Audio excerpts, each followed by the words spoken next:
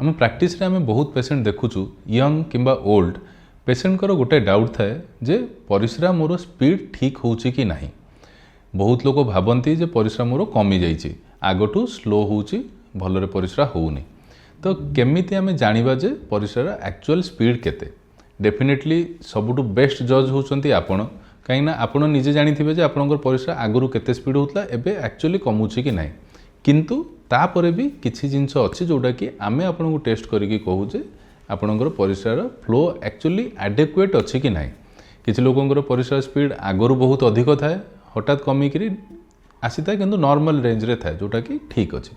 किछि लोकंकर परिस्रा स्पीड आगुरु ही कम थाए जोटा को सेमाने नॉर्मल बोली भाबी थांती आउ सेटा को चलै थांती जोटा कि आपनको असुविधा भी करि थाई पारे।